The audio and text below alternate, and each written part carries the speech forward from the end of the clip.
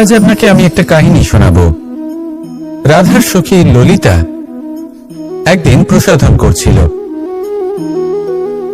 ও দর্পণে নিজেকে দেখল, আর তখন ওর প্রসাধন ওর ভালো লাগলো না। ও বারংবার নিজের প্রসাধন বদলাতে থাকলো আর দর্পণের দিকে তাকালো। কখনো ফুল বদলালো, কখনো বস্ত্র বদলালো, কখনো আভূষণ বদলালো, কিন্তু কিছুতেই নিজের প্রসাধন ওর ভালো লাগলো না। ওর মনে হতে লাগলো যেন ওর রূপ ওকে ত্যাগ করেছে। ও এই কথা রাধাকে বলল। রাধা ওই দর্পণের দিকে তাকালো, একটা বস্ত্র নিল আর সেই দর্পণকে স্বচ্ছ করে তুলল। তারপর ললিতা ওই দর্পণের দিকে তাকালো আর ও নিজের উদ্ভাসিত রূপ দেখতে পেল, নিজের সৌন্দর্য দেখতে পেল। তাৎপর্য মালিন্য দর্পণে ছিল, তার রূপে নয়। ঠিক সেইভাবেই এই দর্পণের মতোই হলো আমাদের মন। যদি এতে মালিন্য থাকে তাহলে এই সংসারের সবকিছুই মলিন বলে মনে হবে। আপনি যদি এই সংসারের সৌন্দর্য দেখতে চান, এই সংসারের শুভ কি সেটা জানতে চান, তাহলে নিজের মনকে স্বচ্ছ করে তুলুন। আসুন আমার সাথে ভালোবেসে বলুন, রাধা রাধা। এটা কোনো এক সময়ের ঘটনা। মাটির নিচে ছিল জল, আর মাটির উপর ছিল একটা বৃক্ষ, আর সেই বৃক্ষে ছিল একটা পাতা যা আকাশকে স্পর্শ করত। যখনই কোনো ব্যক্তি আসতেন, সেই পাতাকে দেখে তার প্রশংসা করতেন। তাই বলে আকাশে সোনার মেঘ কত ছবি আঁকে, আপনার নাম কবু লিখে নাহি রাখে। অর্থাৎ প্রতিনিধি ওই বৃক্ষের পাতাকেই মনে করা হতো, সব প্রশংসা ওই পাতাকেই করা হতো। যেখানে চোখের আড়ালে থাকা সেই জল মাটির নিচে থেকে নিঃস্বার্থভাবে নিজের কাজ করে যেত, সেই বৃক্ষকে শক্তি প্রদান করত। কয়েকদিন পরে সেই পাতার অহংকার হতে শুরু করল। সে ভাবতে শুরু করল যে আমি হলাম এই জলের অস্তিত্ব, আমি আছি সেই কারণেই এই জলের কথা স্মরণ করা হয়। আর কিছুদিন পরে সেই বৃক্ষ সেই জল শোষণ করা বন্ধ করে দিল, এবং সর্বপ্রথম মৃত্যু হলো সেই পাতার। সেই পাতা যা আকাশকে স্পর্শ করছিল তা ঝরে মাটিতে পড়ে গেল, আর প্রত্যেক ব্যক্তি তার ওপর দিয়ে হেঁটে চলে যেত, তাকে দেখে আর কেউ প্রশংসা করত না। সেই জন্য জীবনে কখনো অহংকার করবেন না, বিশেষ করে তাদের কখনো অহংকার প্রদর্শন করবেন না যাদের কারণে আপনি সাফল্য লাভ করেছেন, যারা আপনার জীবনের আধার। চিরকাল তাদের প্রতি কৃতজ্ঞ থাকুন, তাদের সাথে সম্পর্ক বজায় রাখুন, তাদের সাহায্য করুন, আর আমার সাথে ভালোবেসে বলুন, রাধা রাধা।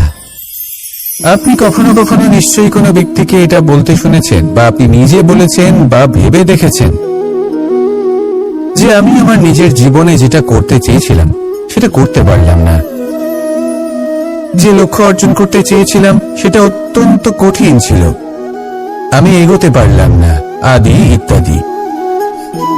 আমরা সবাই কখনো না কখনো ভাবি যে লক্ষ্য আমরা নির্ধারণ করেছি সেটা আমাদের পক্ষে অত্যন্ত কঠিন, প্রায় অসম্ভব।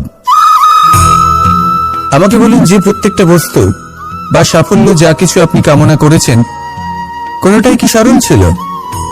নির্বাচনের সময় সেটা সরল ছিল না, সেই জন্যই আপনি সেই লক্ষ্যটা নির্বাচন করেছেন। কারণ সংসারের যে কোনো বস্তু বা কোনো সাফল্য যদি খুব সহজে পাওয়া যায় বা কম চেষ্টা করেই লাভ করা যায়, সেটা আমাদের ততটা সন্তুষ্ট করে না। সেই জন্য আমরা জেনে বুঝেই কঠিন লক্ষ্য নির্বাচন করি, কারণ সেই লক্ষ্য আমাদের প্রতিস্পর্ধা এবং সংঘর্ষের সম্মুখীন করে, যা সম্মুখীন হয় অগ্রসর হওয়ার পরে আমরা আরো বেশি শ্রেষ্ঠ হয়ে উঠি। সেই জন্য কিছু অসম্ভব কিনা সেই বিষয়ে চিন্তা করবেন না, শুধু অগ্রসর হতে থাকুন, নিজের কর্ম করুন, সেই লক্ষ্যকে প্রাপ্ত করুন, আর আমার সাথে ভালোবেসে বলুন, রাধা রাধা। প্রত্যেকটি মানুষ জীবনে কখনো না কখনো এই কথাটা নিশ্চয়ই শুনেছেন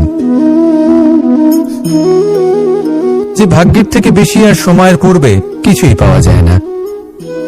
আর এটা সত্যিও বটে। কিন্তু এর থেকেও বড় একটা সত্যি আছে, আর সেটা হলো যে আপনি নিজেই নিজের ভাগ্য রচনা করতে পারেন নিজের কর্মের দ্বারা। যেমন ধরুন, যদি আপনার ভাগ্যে কোনো জিনিস না থাকে তাহলে সেটা এসেও চলে যাবে, আর যদি ভাগ্যে কিছু থাকে তাহলে তা নিজেই আসবে, যদি আপনি সেই কর্ম করেন। যেমন ধরুন পাণ্ডবরা, ওনাদের জীবন কি ছিল, ওনাদের সাথে কি হয়েছিল? ওনাদের পিতা বনবাসী হয়েছিলেন, অকাল মৃত্যু লাভ করেছিলেন। এবার এটাই যদি ওনারা নিজেদের ভাগ্য বলে মেনে নিতেন আর কিছুই না করতেন, তাহলে মহাভারতের সেই যুদ্ধে জয়লাভ করে সমস্ত ভূমণ্ডলের স্বামী কি করে হয়ে উঠতেন? অর্থাৎ হতে পারে সিংহ বনের রাজা, কিন্তু শিকার নিজে পায়ে হেঁটে তার কাছে আসে না। সেই ভোজন লাভ করার জন্য সিংহকে কর্ম করতেই হয়। তাহলে আপনার ভাগ্যে যেটা আছে সেটা আসবে, কিন্তু কর্মের জোরে আসবে। তাই কর্ম করতে থাকুন আর আমার সাথে ভালোবেসে বলুন, রাধা রাধা। মানুষ যখনই কোনো কাজ করেন তখন ওনার মনে একটা প্রশ্ন অবশ্যই আসে যে এই কাজের পরে লোকে নিন্দা করবে নাকি প্রশংসা করবে। এই বিষয়ে ভাবতে ভাবতে ওনারা এটা বুঝতে ভুলে যান যে নিন্দা এবং প্রশংসার বিষয় ভেবে ওনারা নিজেদের একাগ্রতা এবং সমর্পণ দুটোই হারিয়ে ফেলেন। নিন্দা হবে ভেবে ভয় পাওয়ার কি প্রয়োজন? নিন্দাতে অনুচিত কি আছে? উচিত দৃষ্টিভঙ্গি দিয়ে ভেবে দেখুন। নিন্দা এবং প্রশংসা এই দুটোই হলো অনিবার্য। নিন্দা যখনই হয় তখন যে যাই বলুক না কেন, আপনি একটা সুযোগ লাভ করেন, একটা সুযোগ নিজের ভুল বুঝতে পারার, সেটা শুধরে নিতে পারেন, নিজের পথ বদলে নিতে পারেন আর সাফল্যের পথে অগ্রসর হতে পারেন। একটা শিক্ষা পাওয়া যায় এই নিন্দা দ্বারা। আর যখন প্রশংসা লাভ হয় তখন আমাদের মন আনন্দে ভরে ওঠে। এই দুটোই অত্যন্ত প্রয়োজনীয়। সেই জন্য নিন্দা এবং প্রশংসার এই খেলায় জীবনের অঙ্কটা বদলে ফেলবেন না, সেটা অনুচিত হবে। কারণ জীবন না শুধু নিন্দার বিষয় আর না শুধু প্রশংসার, জীবন হলো আত্মিক সুখের বিষয়। যখন আপনি কোনো শ্রেষ্ঠ কাজ করেন, আপনার মন আপনাকে বলে দেবে যে আজ আপনি কোনো শুভ কাজ করেছেন। সেটাই হলো আত্মিক সুখ, এটাই হলো জীবন। তাই নিন্দার মাধ্যমে যে দুঃখ জীবনে আসে বা ফেলে আসা অতীতের জন্য আপনার জীবনে যে দুঃখ আসে, সেগুলো ভাবা বন্ধ করে দিন আর কর্ম করুন এই বর্তমানের জন্য, আগামী ভবিষ্যতের জন্য। আসুন আমার সাথে ভালোবেসে বলুন, রাধা রাধা। দেখুন, এটা তো সবাই করে থাকেন, ধনের কামনা করা, ধন অর্জন করা, ঈশ্বরকে ধন্যবাদ জানানো, সবাই করেন, কিন্তু ফল সবাই পান না। কারণ বেশিরভাগ মানুষই পেছনে ফিরে তাকিয়ে এটা ভাবেন যে আমরা তো জীবনটা যাপনই করলাম না। এই জীবনে সবকিছু আছে, সম্পত্তি আছে, স্বাচ্ছন্দ্য আছে, সাফল্য আছে, শুধু সুখ আর শান্তি নেই। এবার এরকমটা কেন হয়? এর পেছনে কারণটা কি? কারণ হলো এটাই যে জীবনে বাঁচার যে বিধি আপনি নির্বাচন করেছেন তা কিছুটা অনুচিত। জীবনে কিভাবে বাঁচা উচিত, জীবন যাপন কিছুটা রীতি মেনে করা উচিত। অর্থাৎ সবাইকে ভালোবাসুন, কারোর সাথে ছলনা করবেন না, সম্পর্ক গড়ে তুলুন, তা পালন করুন। যদি ধন অর্জন করতে চান তাহলে নীতি মেনে করুন, ভেবেচিন্তে পরিকল্পনা করে। আবার বলবো, কারোর সাথে কোনো ছলনা নয়, কোনো অনুচিত কর্ম করবেন না ধন অর্জন করার জন্য। আর যদি ঈশ্বরকে ধন্যবাদ জানাতে চান তাহলে প্রীতি দ্বারা করুন। আর যে ব্যক্তি রীতি, নীতি আর প্রীতি এই তিনটি ভাব বুঝে উঠতে পারে এবং তা আত্মসাৎ করে নিতে পারে, তার অতীত, ভবিষ্যৎ এবং বর্তমানকাল সবকিছু সংযত হয়। আপনি কিভাবে জীবনযাপন করতে চান, কিভাবে ধন অর্জন করতে চান, ঈশ্বরকে ধন্যবাদ জানাতে চান, নির্বাচন আপনার। আসুন আমার সাথে ভালোবেসে বলুন, রাধা রাধা। ভয় হলো মানুষের জীবনে এমন একটি আবেগ যেটা না থাকলেও মঙ্গল, আর থাকাটাও প্রয়োজনীয়। এই ভয় মাঝে মাঝে মানুষকে কোনো কর্ম করা থেকে বাধা দেয়, আবার কখনো মানুষকে এই ভয় কোনো কর্ম করতে প্রেরণা প্রদান করে। এবার যেমন মৃত্যুর পর আমরা স্বর্গ লাভ করব নাকি নরক বাস করব, সেই বিচারটা ভয় হিসেবে মানুষের মনে ঘর করতে থাকে। আর এই ভয়ের বিষয়ে মানুষ এতটাই ভাবে যে নিজের জীবনের লক্ষ্য, উদ্দেশ্য, রীতি এই সব কিছুর বিষয়ে ভুলে যায়। দেখতে গেলে মৃত্যুর পরে কি হবে সেটা আমাদের মধ্যে কেউ জানে না, সেটা তো মৃত্যুর পরেই আমরা জানতে পারব। কিন্তু এই মৃত্যু পর্যন্ত নিজের জীবনের সারথি হলেন আপনি নিজেই, তাই না? আপনি চাইলে এই জীবনকে স্বর্গও করতে পারেন, আবার নরকেও পরিণত করতে পারেন।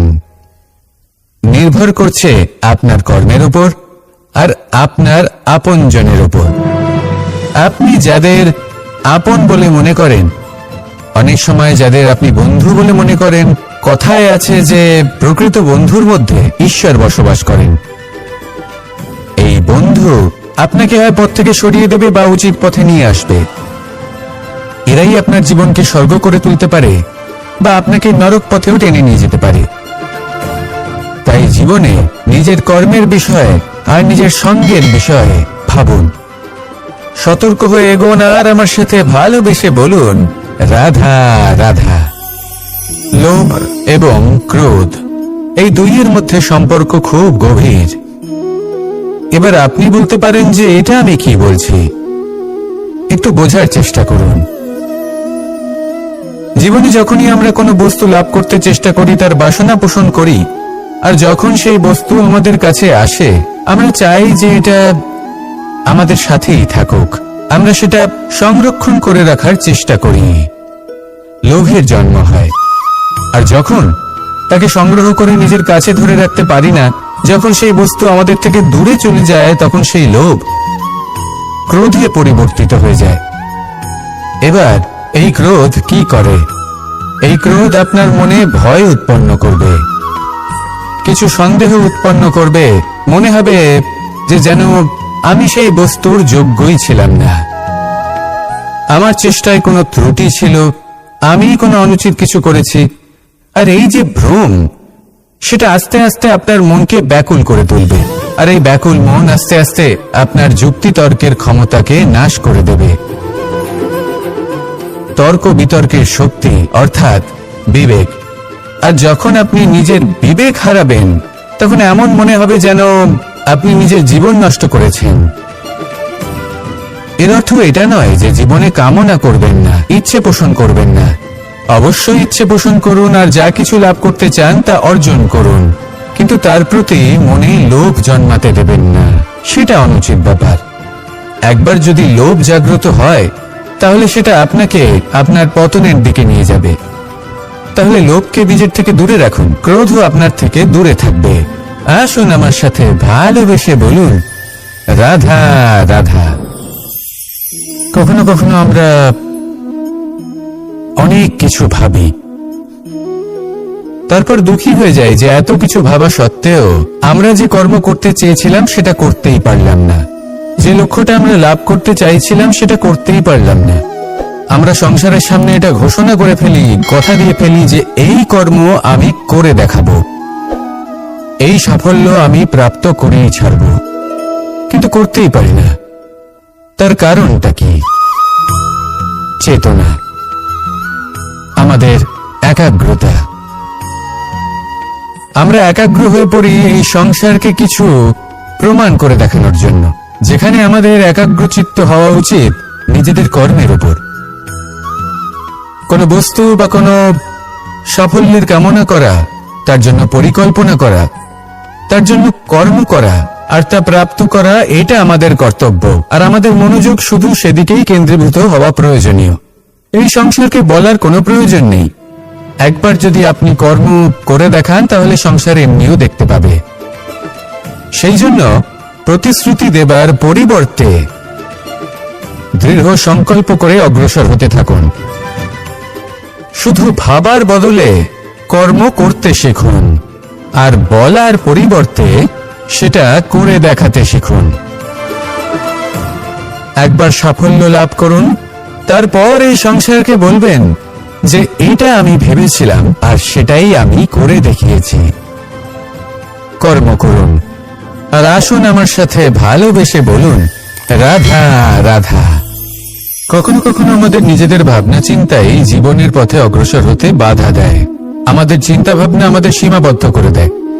আমরা প্রত্যেকদিন পরিশ্রম করি, কিছু দেখি, কিছু লাভ করি, কোনো একটা স্থানে পৌঁছই, আর একটা সময় পরে মনে কেমন যেন একটা ভাবনা উৎপন্ন হয় যে আর কত দেখবো, এত কিছু তো দেখে নিলাম, এত কিছু তো লাভ করলাম, এত সাফল্য অর্জন করলাম, আর কত লাভ করব। আর সেখানে আমরা থেমে যাই। এটা হয় আমাদের ভাবনার সীমাবদ্ধতার জন্য। কিন্তু যদি জীবনের কথা বলি, জীবন যদি আপনাকে সেই স্থানে পৌঁছে দেয়, তাহলে তার পরবর্তী পথটাও জীবন আপনাকে নিশ্চিত রূপেই দেখাবে।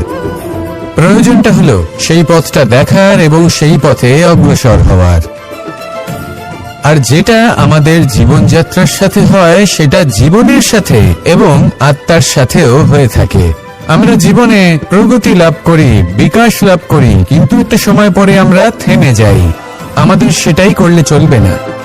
এই জীবনযাত্রা, প্রগতি, বিকাশ, এই সব কিছুর সমাপ্তি তখনই সম্ভব যখন জীবন সমাপ্ত হবে। তাই নিজেকে বাধা দেবেন না, নিজের জীবনের উদ্দেশ্যকে সীমিত করবেন না। সামনে অগ্রসর হতে থাকুন আর আমার সাথে ভালোবেসে বলুন রাধা রাধা। আমরা সবাই প্রত্যেকদিন পরিশ্রম করি, কিন্তু আমাদের মনে কখনো না কখনো এই প্রশ্ন অবশ্যই আসে যে সবসময় জীবনে অগ্রসর হওয়ার জন্য সেই পথে কি চলা উচিত যেটা পূর্ণরূপে সুরক্ষিত, নাকি এমন পথেও চলা উচিত যে পথে একটু সংকটও আসতে পারে। এবার আমি আপনাদের বলবো যে বিকাশ কিভাবে হয়। ছোট্ট একটা উদাহরণ দিই বিকাশের। আমরা ছোটবেলায় কিভাবে হাঁটতে শিখি। যখন আমরা শিশু অবস্থায় থাকি তখন আমরা একটি পা মাটিতে রাখি, দ্বিতীয় পাটি আমরা শূন্যে উত্তোলিত করি, তারপর সেই পা আমরা আবার মাটিতে রাখি আর তার উপর ভিত্তি করে আমরা আবার অন্য পাটা ফেলি। ঠিক এভাবেই আমরা হাঁটতে শিখে যাই। এবার এক্ষেত্রেও আমরা ছোট্ট একটা ঝুঁকি নিই, আর সেটা হলো যে আমরা পাটি শূন্যে উত্তোলিত করেছি। এতে বিপদ হলো এটাই যে আমরা ভুল করে নিজের ভারসাম্য হারাতে পারি, পড়ে যেতে পারি। অনেকবার পড়েও যাই, কিন্তু তারপরে কি হয়, আমরা আবার উঠে দাঁড়াই আর চলতে শুরু করে দিই। আর ঠিক এভাবেই আমরা হাঁটতে শিখে যাই। এমন জীবনেও হয়। জীবনেও এইভাবেই কর্ম করতে থাকুন। এমন কিছু কর্ম করলেন যার ফলে বিপদ আসতেই পারে, পরাজয় হতেই পারে, কিন্তু সেটা পার করলেই বিকাশ সম্ভব। তাই কর্ম করতে থাকুন আর আমার সাথে ভালোবেসে বলুন রাধা রাধা। মানুষের জীবনে যখনই কোনো বিপদ আসে, মানুষ নিজের আশেপাশে দেখে, অন্য কাউকে খোঁজে, ভাবে কেউ এসে তাকে সাহায্য করবে। সে আশা করে যে কোনো ব্যক্তি এসে তার হাত ধরবে আর সেই বিপদ থেকে তাকে মুক্তি দেবে। কিন্তু প্রকৃতি আমাদের এই শিক্ষা দেয় না। কখনো কোনো পাখিকে দেখবেন, একটা পাখি যখনই কোনো ঝড় আসে কি করে, একটা ঝড় এসে তার বাসা ভেঙে দিয়ে যায়, তার বাসা নষ্ট করে দিয়ে যায়। সেই পাখি কিন্তু অপেক্ষা করে না যে কে তাকে এসে সাহায্য করবে। সে কখনো আশা করে না যে কেউ এসে তাকে আশ্রয় দেবে। সে নিজেই কর্ম করে, একটা একটা করে খড়কুটো সে আবার জড়ো করে আর নিজের বাসা পুনর্নির্মাণ করে। প্রকৃতি আমাদের এটাই শেখায় যে আমরা নিজেরাই প্রত্যেকটা সমস্যার সম্মুখীন হতে পারি। কারণ ঝড় অর্থাৎ সংকট আমাদের সবার জীবনেই আসবে, তার সম্মুখীন হতে হবে আমাদের, আর সেটাও নিজেদের শক্তি দ্বারাই। তার সম্মুখীন হওয়ার সময় নিজেদের সংযত করে রাখতে হবে, আর তার জন্য নিজের উপর বিশ্বাস রাখা আবশ্যক। আর এই কথাটা বোঝাও আবশ্যক যে যত বড়ই সংকট আসুক না কেন, তার সাথে লড়াই করার মতো যে শক্তি প্রয়োজন, সেই শক্তি আমাদের মনেই নিহিত। শুধু সেই শক্তি খুঁজে নিন আর সেই বিপদের সম্মুখীন হন। এই সংসারের কোনো বিপদ আপনাকে বাধা দিতে পারবে না। আসুন আমার সাথে ভালোবেসে বলুন রাধা রাধা। জীবনের যাত্রাপথে সব থেকে বেশি গুরুত্বপূর্ণ হলো সম্পর্ক। কারণ এই সম্পর্কগুলো আমাদের সেই ব্যক্তির সাথে পরিচিত করায় যাদের হাত ধরে আমরা এই জীবনযাত্রার পথে অগ্রসর হই। এবার এই সম্পর্কে আপনার কথাবার্তা, আপনার ব্যবহার, এটা অত্যন্ত গুরুত্বপূর্ণ। তাই প্রশ্ন হলো, যাদের সাথে আমাদের এই সম্পর্ক গড়ে উঠেছে তাদের প্রতি আমাদের আচরণ কেমন হওয়া উচিত, তাদের সাথে কেমন ভাবে কথা বলা উচিত। এর একটা বড়ই সহজ উত্তর আছে, দর্পণ। আপনি নিজেকে যেভাবে দর্পণে দেখেন সেভাবেই দর্পণের দিকে তাকান এবং কল্পনা করুন যে আপনার স্থানে সেই ব্যক্তি আছে আর সে আপনাকে দেখছে। এবার বুঝতে চেষ্টা করুন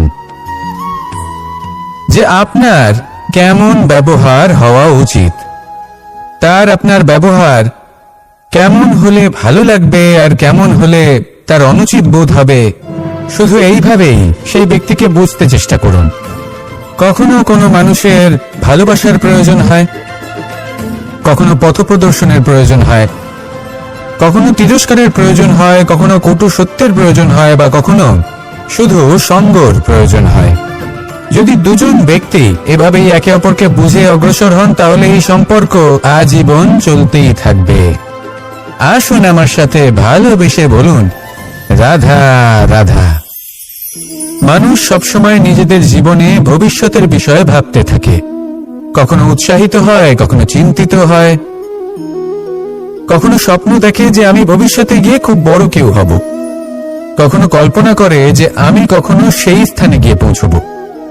দেখুন, ভবিষ্যতের কথা ভাবা অনুচিত কিছু নয়, কিন্তু এই ভবিষ্যতের কথা ভাবতে ভাবতে বর্তমানকে ভুলে যাওয়াটা অনুচিত। আজ মানে এই বর্তমান কিন্তু খুব আবশ্যক। আমাকে বলুন, আজ আপনি বর্তমানে যাই হন না কেন, সেটা এমন কেন? তার কারণটা কি? তার কারণ হলো অতীতকালে আপনার কর্ম আর আপনার নির্বাচন। সেই সকল কর্মের জন্যই আজকের এই বর্তমান কিছুটা এই রকম হয়েছে। ঠিক সেইভাবেই আপনার এই বর্তমান আপনার ভবিষ্যৎ রচনা করবে। ভবিষ্যতে এই বর্তমান অতীতকাল হতে চলেছে। আপনার ভবিষ্যতের আধার হলো এই বর্তমান। তাই শুধু স্বপ্ন দেখবেন না, শুধু কল্পনা করবেন না। যা কিছুই আপনি পেতে চান তার জন্য বর্তমানে থেকে কর্ম করুন। এই কর্মই আপনার ভবিষ্যৎ নির্মাণ করবে। আসুন আমার সাথে ভালোবেসে বলুন, রাধা রাধা। যখনই আমরা সূর্য আর চন্দ্রমার কথা বলি তখনই আমরা চন্দ্রমাকে কিছু কম বলে মনে করি, সূর্যকে বেশি গুরুত্ব দিই। কারণ সূর্যই আমাদের প্রকাশ দিয়ে থাকে, সারাদিন আমাদের প্রকাশ প্রদান করে। তার সামনে চন্দ্রমার এই তেজ কিছুটা ম্লান মনে হয়, বা দেখতে গেলে চন্দ্রমা স্বয়ং সূর্যের আলোয় আলোকিত হয় আর সেটা আমাদের কাছে পৌঁছে দেয়। কিন্তু এবার এর অর্থ তো এটা নয় যে চন্দ্রমা বিশেষ নয় বা তার কোনোই গুরুত্ব নেই। ঘন অন্ধকারে রাতের বেলায় যখন আমরা কিছুই দেখতে পাই না, তখন আমাদের কাছে এই প্রকাশ কে পৌঁছে দেয়? চন্দ্রমা। যখন চাঁদ পূর্ণিমার রাত আসে তখন ব্যক্তি তার প্রেমিককে বা স্ত্রী তার স্বামীর মুখটা সেই চাঁদের মধ্যেই দেখতে পায়। একটা ছোট্ট বালক, ছোট্ট একটা শিশুর যখন রাতে ঘুম আসে না, সে ব্যাকুল হয়ে পড়ে, আমরা তাকে আকাশের এই চাঁদকে দেখাই, তাকে সন্তুষ্ট করে ঘুম পাড়িয়ে দিই। এই চন্দ্রমা কখনো অর্ধচন্দ্রমা হয়ে, কখনো লুপ্ত হয়ে গিয়ে, কখনো আবার জাগ্রত হয়ে ওঠে, এই সংসারকে প্রকাশ প্রদান করে। সে অসংখ্য প্রাণীর পথ প্রদর্শন করে। অর্থাৎ চন্দ্রমা হওয়া কোনো অংশে কম কিছু নয়। যদি আপনিও জীবনে নিজের তেজ সংসারের কাছে পৌঁছে নাও দিতে পারেন তাতে কিছুই যায় আসে না। যদি কারোর তেজ নিয়ে তেজস্বী হয়ে তার দ্বারা অন্য কারোর জীবনে আসার আলো ফুটিয়ে তুলতে পারেন, তাতেও কিন্তু আপনার জীবন সার্থক। আসুন আমার সাথে ভালোবেসে বলুন, রাধা রাধা। মন এবং মস্তিষ্ক, এই দুই হল মানুষের জীবনের দুটি গুরুত্বপূর্ণ অংশ। এবার আপনি বলবেন, এই দুইয়ের মধ্যে পার্থক্য কি? দুটোই তো সমান। না, যেটা আমি আপনাকে বোঝাতে চেষ্টা করছি সেটা ভালো করে বুঝুন। প্রথম, মন। এই মন অত্যন্ত চঞ্চল হয়। এর নিজের কোনো বিবেক থাকে না, সিদ্ধান্ত নেওয়ার কোনো ক্ষমতাই থাকে না। এই মন শুধু বয়ে চলে। আর দ্বিতীয় হলো মস্তিষ্ক, সেই অংশ যেখানে বুদ্ধির সঞ্চার হয়ে থাকে। এটা হলো জ্ঞান দ্বারা পরিপূর্ণ এবং অত্যন্ত প্রবলও হয়। বেশিরভাগ সময় জীবনের সঠিক সিদ্ধান্ত নেওয়ার ক্ষেত্রে এই মস্তিষ্কই আমাদের সাহায্য করে। সেখানেই মন মাঝে মাঝে আমাদের উচিত সিদ্ধান্ত নেওয়ার ক্ষেত্রে বাধা দেয়, কখনো সঠিক পথ থেকে সরিয়ে দেয়, কারণ চঞ্চল প্রবৃত্তি হওয়ার কারণে এটা অস্থির হয়ে থাকে। কখনো কখনো নেয়া সিদ্ধান্ত বদলাতেও এই মন আমাদের বাধ্য করে। সেই জন্য আপনি যদি জীবনের পথে অগ্রসর হতে চান, তাহলে মস্তিষ্কের সিদ্ধান্তে আস্থা রাখুন, পূর্ণরূপে নিজের সঙ্গী করে তুলুন। হতে পারে তখন আপনার এই মন বিদ্রোহ করে বসল, কিন্তু দৃঢ় নিষ্ঠার সাথে মস্তিষ্কের সিদ্ধান্তে আস্থা রাখুন।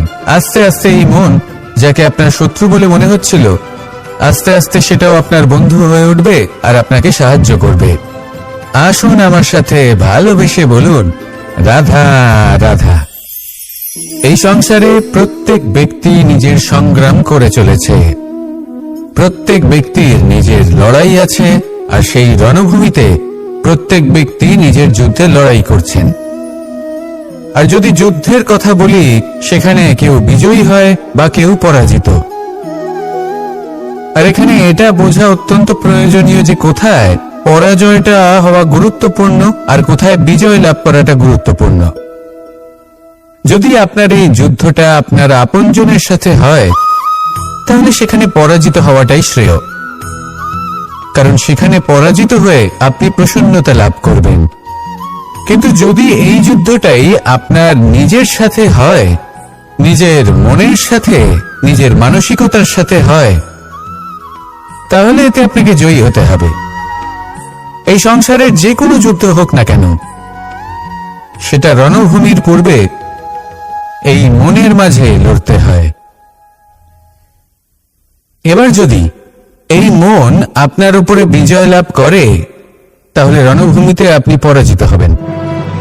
কিন্তু যদি আপনি এই মনের উপর বিজয় লাভ করতে পারেন, তাহলে এই সমগ্র সংসারে এমন কোনো স্থান নেই, এমন কোনো রণভূমি নেই যেখানে আপনি জয়লাভ করতে পারবেন না। আসুন আমার সাথে ভালোবেসে বলুন, রাধা রাধা। এই যে সূচ দেখছেন, এর স্বভাব হলো গেঁথে যাওয়া। আর যদি এটা গেঁথে যায়, তাহলে এটা যন্ত্রণা দেবে। আর এটা হলো সুতো। যদি এই সুতোটা কোনো ঘড়ির সাথে বেঁধে দেওয়া হয় এবং এই ঘড়িটা ওড়ানো হয়, তাহলে অন্য কোনো ঘড়ির সুতো কাটতে এটা সাহায্য করতে পারে। কিন্তু যদি সূচ আর সুতো এই দুইকে একসাথে জুড়ে দেওয়া হয়, তাহলে এটা বস্ত্র নির্মাণ করতে পারে, কোনো জিনিস জুড়তে কাজে লাগতে পারে। এটাই হলো সংগঠনের শক্তি। যদি আপনি একত্রিত হতে পারেন আর একটি দিশায় অগ্রসর হন, তাহলে নেতিবাচক শক্তিও ইতিবাচক শক্তির রূপ ধারণ করতে পারে। এই সংসারে প্রত্যেক দিন নতুন কিছু সৃজন হচ্ছে। কিছু মানুষ একত্রিত হন, কিছু নতুন নির্মাণ করেন। কিন্তু এই ক্ষেত্রে এটা বোঝা প্রয়োজন যে আমরা কেমন সঙ্গ লাভ করছি, কার সাথে আছি। যদি আপনি সুতো হন আর ঘড়ির সাথে যুক্ত হন, তাহলে হয় অন্য ঘড়ি কাটবেন বা অন্য কোনো ঘড়ি আপনাকে কাটবে। কিন্তু যদি আপনি সুতো হন আর সূচের সাথে যুক্ত হয়ে যান, তাহলে আপনি নির্মাণ করতে পারবেন, জোড়ার কাজ করতে পারবেন, শ্রেষ্ঠ কর্ম করবেন। এই কথা মনে রাখুন আর আমার সাথে ভালোবেসে বলুন, রাধা রাধা। কর্ম কে করলেন আর কে নিজের প্রাণ হারালেন? রেশমের কীট আর লাভবান কে হলেন? মনুষ্য জাতি। এর দ্বারা আমরা কি শিক্ষা পেলাম? যে এই সংসারে আমরা যে কর্মই করি, সৎকর্ম করি বা অপকর্ম করি, তার থেকে লাভবান যে কেউ হতে পারেন। আমাদের বন্ধু হোক, পরিবার পরিজন হোক বা সংসারের যে কোনো ব্যক্তি হোক, যে কেউ লাভবান হতে পারেন, কিন্তু সেই কর্মের ফল কিন্তু আমাদেরই ভোগ করতে হয়। যদি আপনি সৎকর্ম করেন, তাহলে তার শুভ ফল আপনিই পাবেন। তার থেকে লাভবান হয়তো এই সংসারে যে কেউ হতে পারে। সেরকমই যদি আপনি অপকর্ম করে থাকেন, তার থেকে সংসারের যে কোনো ব্যক্তি যতই লাভবান হোক না কেন, তার থেকে ক্ষতি আপনাকেই ভোগ করতে হবে। তাহলে আপনি কি সুফল চান নাকি ক্ষতিগ্রস্ত হতে চান, সেটা নির্ভর করছে আপনার কর্মের উপর। তাহলে ভেবেচিন্তে কর্ম করুন আর আমার সাথে ভালোবেসে বলুন, রাধা রাধা। প্রতিষ্ঠা এবং চরিত্র মানুষের জীবনের দুটি গুরুত্বপূর্ণ অংশ। যখন মানুষ ধন অর্জন করে, ঐশ্বর্য লাভ করে, জীবনযাপনের সামগ্রী ক্রয় করতে পারে, তখন সে প্রতিষ্ঠিত হয়। আর এই চরিত্র, সেটা হলো মানুষের শ্রেষ্ঠ স্বভাব আর তার সৎকর্ম, এইসবের ফল। মানুষ এই প্রতিষ্ঠাকেই নিজের জীবনের অস্তিত্ব বলে মনে করে ফেলেন, আর সেটা অর্জন করার জন্য সবকিছু করতে প্রস্তুত হয়ে যান, এমনকি নিজের চরিত্রকেও বাজি রাখতে প্রস্তুত হয়ে যান। কারণ মানুষ একটা কথা জানেন না, যে যদি প্রতিষ্ঠা নাশ হয়ে যায় তাহলে তার দ্বারা কিন্তু জীবন নাশ হয় না। আবার পরিশ্রম করে, নিরন্তর প্রয়াস করে প্রতিষ্ঠা আবার অর্জন করা সম্ভব। কিন্তু একবার যদি আপনার চরিত্র নাশ হয়ে যায়, তাহলে আপনার জীবন পূর্ণরূপে নষ্ট হয়ে যাবে, এই কথাটা নিশ্চিত। আর আবার এই চরিত্র নির্মাণ করা সম্ভব নয়। মানুষের জীবনের আসল অস্তিত্ব হলো তার চরিত্র। যদি কোনো ব্যক্তির চরিত্র অত্যন্ত শ্রেষ্ঠ মানের হয়, তাহলে সে এই সংসারে সবকিছু লাভ করতে পারবে যেগুলো তার প্রয়োজন। হতে পারে সে যাবতীয় ভৌতিক সামগ্রী সেই মাত্রায় হয়তো সে নাও পেতে পারে যতটা আমরা কামনা করছি, কিন্তু তার জীবন এবং তার অন্তর্মন সুখ এবং আনন্দ দ্বারা পরিপূর্ণ হয়ে থাকবে, এই কথাটা নিশ্চিত। সেই জায়গায় এমন অনেক ব্যক্তি যারা প্রতিষ্ঠিত, তারাও কিন্তু অন্তর্মন এবং জীবনের এই সুখ লাভ করতে পারেন না। এবার আপনি কি অর্জন করতে চান সেটা আপনাকে বুঝতে হবে। আসুন আমার সাথে ভালোবেসে বলুন, রাধা রাধা। আজ আপনাকে আমি একটা কাহিনী শোনাবো। রাধার সখী ললিতা একদিন প্রসাধন করছিল। ও দর্পণে নিজেকে দেখল, আর তখন ওর প্রসাধন ওর ভালো লাগলো না। ও বারংবার নিজের প্রসাধন বদলাতে থাকলো আর দর্পণের দিকে তাকালো।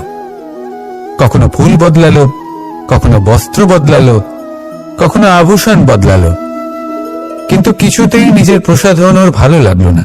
ওর মনে হতে লাগলো যেন ওর রূপ ওকে ত্যাগ করেছে। ও এই কথা রাধাকে বলল। রাধা ওই দর্পণের দিকে তাকালো, একটা বস্ত্র নিল আর সেই দর্পণকে স্বচ্ছ করে তুলল। তারপর ললিতা ওই দর্পণের দিকে তাকালো আর ও নিজের উদ্ভাসিত রূপ দেখতে পেল, নিজের সৌন্দর্য দেখতে পেল। তাৎপর্য মালিন্য দর্পণে ছিল, তার রূপে নয়। ঠিক সেইভাবেই এই দর্পণের মতোই হলো আমাদের মন। যদি এতে মালিন্য থাকে, তাহলে এই সংসারের সবকিছুই মলিন বলে মনে হবে। আপনি যদি এই সংসারের সৌন্দর্য দেখতে চান, এই সংসারের শুভ কি সেটা জানতে চান, তাহলে নিজের মনকে স্বচ্ছ করে তুলুন। আসুন আমার সাথে ভালোবেসে বলুন, রাধা রাধা। এটা কোনো এক সময়ের ঘটনা। মাটির নিচে ছিল জল, আর মাটির উপর ছিল একটা বৃক্ষ, আর সেই বৃক্ষে ছিল একটা পাতা যা আকাশকে স্পর্শ করত। যখনই কোনো ব্যক্তি আসতেন, সেই পাতাকে দেখে তার প্রশংসা করতেন। তাই বলে, আকাশে সোনার মেঘ কত ছবি আঁকে, আপনার নাম কবু লিখে নাহি রাখে। অর্থাৎ প্রতিনিধি ওই বৃক্ষের পাতাকেই মনে করা হতো, সব প্রশংসা ওই পাতাকেই করা হতো।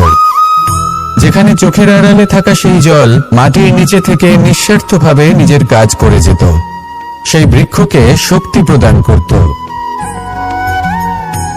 কয়েকদিন পরে সেই পাতার অহংকার হতে শুরু করল। সে ভাবতে শুরু করলো যে আমি হলাম এই জলের অস্তিত্ব, আমি আছি সেই কারণেই এই জলের কথা স্মরণ করা হয়। আর কিছুদিন পরে সেই বৃক্ষ সেই জল শোষণ করা বন্ধ করে দিল এবং সর্বপ্রথম মৃত্যু হলো সেই পাতার। সেই পাতা যা আকাশকে স্পর্শ করছিল তা ঝরে মাটিতে পড়ে গেল, আর প্রত্যেক ব্যক্তি তার ওপর দিয়ে হেঁটে চলে যেত, তাকে দেখে আর কেউ প্রশংসা করত না। সেই জন্য জীবনে কখনো অহংকার করবেন না, বিশেষ করে তাদের কখনো অহংকার প্রদর্শন করবেন না যাদের কারণে আপনি সাফল্য লাভ করেছেন, যারা আপনার জীবনের আধার। চিরকাল তাদের প্রতি কৃতজ্ঞ থাকুন, তাদের সাথে সম্পর্ক বজায় রাখুন, তাদের সাহায্য করুন, আর আমার সাথে ভালোবেসে বলুন রাধা রাধা। আপনি কখনো কখনো নিশ্চয়ই কোনো ব্যক্তিকে এটা বলতে শুনেছেন, বা আপনি নিজে বলেছেন বা ভেবে দেখেছেন যে আমি আমার নিজের জীবনে যেটা করতে চেয়েছিলাম সেটা করতে পারলাম না, যে লক্ষ্য অর্জন করতে চেয়েছিলাম সেটা অত্যন্ত কঠিন ছিল, আমি এগোতে পারলাম না, আদি ইত্যাদি। আমরা সবাই কখনো না কখনো ভাবি যে লক্ষ্য আমরা নির্ধারণ করেছি সেটা আমাদের পক্ষে অত্যন্ত কঠিন, প্রায় অসম্ভব। আমাকে বলুন, যে প্রত্যেকটা বস্তু বা সাফল্য যা কিছু আপনি কামনা করেছেন কোনোটাই কি সরল ছিল? নির্বাচনের সময় সেটা সরল ছিল না, সেই জন্যই আপনি সেই লক্ষ্যটা নির্বাচন করেছেন। কারণ সংসারের যে কোনো বস্তু বা কোনো সাফল্য যদি খুব সহজে পাওয়া যায় বা কম চেষ্টা করেই লাভ করা যায়, সেটা আমাদের ততটা সন্তুষ্ট করে না। সেই জন্য আমরা জেনে বুঝেই কঠিন লক্ষ্য নির্বাচন করি, কারণ সেই লক্ষ্য আমাদের প্রতিস্পর্ধা এবং সংঘর্ষের সম্মুখীন করে, যার সম্মুখীন হয় অগ্রসর হওয়ার পরে আমরা আরো বেশি শ্রেষ্ঠ হয়ে উঠি। সেই জন্য কিছু অসম্ভব কিনা সেই বিষয়ে চিন্তা করবেন না, শুধু অগ্রসর হতে থাকুন, নিজের কর্ম করুন, সেই লক্ষ্যকে প্রাপ্ত করুন, আর আমার সাথে ভালোবেসে বলুন রাধা রাধা। প্রত্যেকটি মানুষ জীবনে কখনো না কখনো এই কথাটা নিশ্চয়ই শুনেছেন যে ভাগ্যের থেকে বেশি আর সময়ের পূর্বে কিছুই পাওয়া যায় না। আর এটা সত্যিও বটে, কিন্তু এর থেকেও বড় একটা সত্যি আছে, আর সেটা হলো যে আপনি নিজেই নিজের ভাগ্য রচনা করতে পারেন নিজের কর্মের দ্বারা। যেমন ধরুন, যদি আপনার ভাগ্যে কোনো জিনিস না থাকে তাহলে সেটা এসেও চলে যাবে, আর যদি ভাগ্যে কিছু থাকে তাহলে তা নিজেই আসবে, যদি আপনি সেই কর্ম করেন। যেমন ধরুন পাণ্ডবরা, ওনাদের জীবন কি ছিল, ওনাদের সাথে কি হয়েছিল? ওনাদের পিতা বনবাসী হয়েছিলেন, অকাল মৃত্যু লাভ করেছিলেন। এবার এটাই যদি ওনারা নিজেদের ভাগ্য বলে মেনে নিতেন আর কিছুই না করতেন, তাহলে মহাভারতের সেই যুদ্ধে জয়লাভ করে সমস্ত ভূমণ্ডলের স্বামী কি করে হয়ে উঠতেন? অর্থাৎ হতে পারে সিংহ বনের রাজা, কিন্তু শিকার নিজে পায়ে হেঁটে তার কাছে আসে না। সেই ভোজন লাভ করার জন্য সিংহকে কর্ম করতেই হয়। তাহলে আপনার ভাগ্যে যেটা আছে সেটা আসবে, কিন্তু কর্মের জোরে আসবে। তাই কর্ম করতে থাকুন, আর আমার সাথে ভালোবেসে বলুন রাধা রাধা। মানুষ যখনই কোনো কাজ করেন তখন ওনার মনে একটা প্রশ্ন অবশ্যই আসে যে এই কাজের পরে লোকে নিন্দা করবে নাকি প্রশংসা করবে। এই বিষয়ে ভাবতে ভাবতে ওনারা এটা বুঝতে ভুলে যান যে নিন্দা এবং প্রশংসার বিষয় ভেবে ওনারা নিজেদের একাগ্রতা এবং সমর্পণ দুটোই হারিয়ে ফেলেন। নিন্দা হবে ভেবে ভয় পাওয়ার কি প্রয়োজন? নিন্দাতে অনুচিত কি আছে? উচিত দৃষ্টিভঙ্গি দিয়ে ভেবে দেখুন। নিন্দা এবং প্রশংসা এই দুটোই হলো অনিবার্য। নিন্দা যখনই হয় তখন যে যাই বলুক না কেন, আপনি একটা সুযোগ লাভ করেন, একটা সুযোগ নিজের ভুল বুঝতে পারার, সেটা শুধরে নিতে পারেন, নিজের পথ বদলে নিতে পারেন, আর সাফল্যের পথে অগ্রসর হতে পারেন। একটা শিক্ষা পাওয়া যায় এই নিন্দা দ্বারা। আর যখন প্রশংসা লাভ হয় তখন আমাদের মন আনন্দে ভরে ওঠে। এই দুটোই অত্যন্ত প্রয়োজনীয়। সেই জন্য নিন্দা এবং প্রশংসার এই খেলায় জীবনের অঙ্কটা বদলে ফেলবেন না, সেটা অনুচিত হবে। কারণ জীবন না শুধু নিন্দার বিষয় আর না শুধু প্রশংসার। জীবন হলো আত্মিক সুখের বিষয়। যখন আপনি কোনো শ্রেষ্ঠ কাজ করেন, আপনার মন আপনাকে বলে দেবে যে আজ আপনি কোনো শুভ কাজ করেছেন। সেটাই হলো আত্মিক সুখ, এটাই হলো জীবন। তাই নিন্দার মাধ্যমে যে দুঃখ জীবনে আসে বা ফেলে আসা অতীতের জন্য আপনার জীবনে যে দুঃখ আসে, সেগুলো ভাবা বন্ধ করে দিন আর কর্ম করুন এই বর্তমানের জন্য, আগামী ভবিষ্যতের জন্য। আসুন আমার সাথে ভালোবেসে বলুন রাধা রাধা।